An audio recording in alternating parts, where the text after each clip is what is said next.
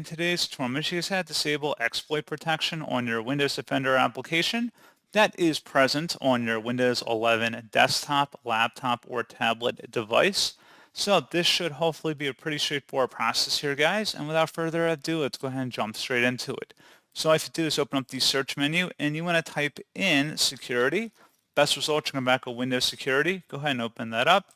And now on the left panel, you want to select the hamburger icon up at the top left, and then go down and select where it says App and Browser Control. And then on the right side, go down underneath Exploit Protection and select Exploit Protection Settings.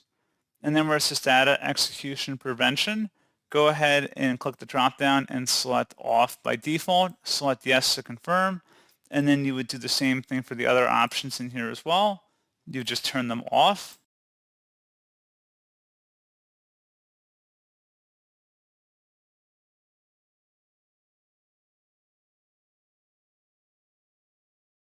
So once you've done that, you just would have to restart your device in order for the changes to save, and that's pretty much it.